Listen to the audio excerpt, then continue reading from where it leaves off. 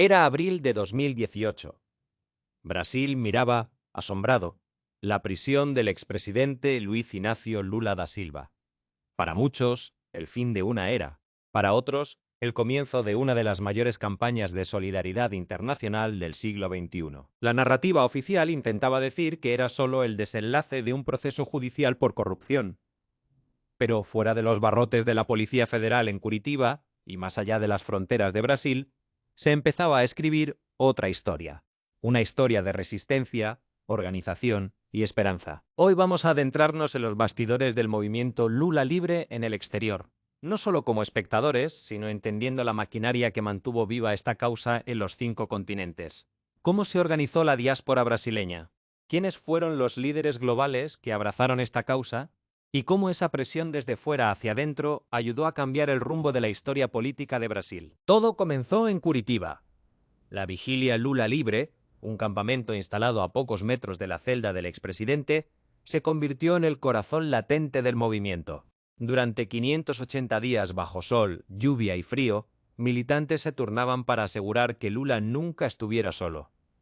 Un buen día, buenas tardes y buenas noches resonaban diariamente. Pero esa vigilia no se quedó solo en el sur de Brasil, inspiró al mundo. En marzo de 2018, durante el Foro Social Mundial en Salvador, nació el Comité Internacional de Solidaridad en defensa de Lula y de la democracia en Brasil.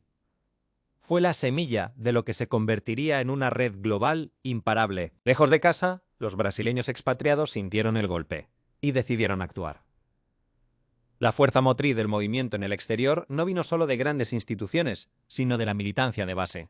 Personas comunes que transformaron la nostalgia y la indignación en acción política. Los directorios internacionales del Partido de los Trabajadores, el PT, que ya existían desde los años 90, ganaron un papel central.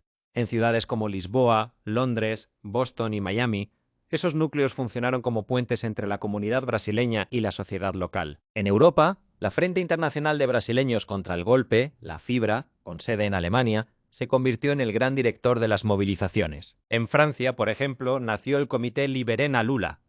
Aliados con el Partido Comunista Francés, llevaron el debate sobre Brasil al corazón de París, en eventos masivos como la tradicional Fiesta del Humanité. En Ginebra, Suiza, la solidaridad alcanzó un peso institucional.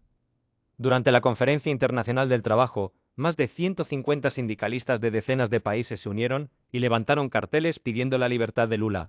El movimiento sindical global entendió rápido. La prisión de un ex líder obrero era un ataque a todos los trabajadores. La batalla, sin embargo, era dura. La prensa internacional, al principio, se enfocaba en las acusaciones de la Operación Lava Jato. El movimiento necesitaba disputar la narrativa. Tenía que mostrar que lo que pasaba en Brasil era un juicio político, conducido por un juez parcial, Sergio Moro, con el claro objetivo de sacar a Lula de las elecciones de 2018. Para romper ese bloqueo, la diplomacia desde la base entró en acción. Grandes figuras globales prestaron sus voces. El lingüista estadounidense Noam Chomsky visitó a Lula en prisión y lo declaró el preso político más importante del mundo. El expresidente de Uruguay, Pepe Mujica, y el actor de Hollywood, Danny Glover, también estuvieron presentes. Y de Argentina vino uno de los apoyos más simbólicos, el Premio Nobel de la Paz, Adolfo Pérez Esquivel, quien lideró una campaña internacional para que Lula mismo recibiera el Nobel. El punto máximo de la organización global llegó en abril de 2019, en el aniversario de un año de la prisión. La Jornada Internacional Lula Libre demostró la fuerza de la red. Actos simultáneos explotaron en 36 ciudades de 16 países, de Nueva York a Sídney, de Madrid a Buenos Aires. En Ginebra, los manifestantes protestaron frente a la sede de la ONU. El mensaje era claro: el mundo está atento a Brasil. Y la ONU, de hecho, lo estaba. La persistencia en las calles encontró eco en los tribunales y en la diplomacia. Las revelaciones de Lava Jato, mostrando la colusión entre el juez y los fiscales, confirmaron lo que la militancia venía gritando desde hacía años. En 2021, el Supremo Tribunal Federal de Brasil anuló las condenas, reconociendo la parcialidad de Sergio Moro. Y al año siguiente, el Comité de Derechos Humanos de la ONU emitió una decisión histórica. El juicio a Lula violó las garantías procesales y sus derechos políticos. El movimiento había ganado la batalla por la verdad. Las consecuencias de esa lucha se reflejaron en las urnas. Con sus derechos restaurados, Lula volvió a la contienda en 2022.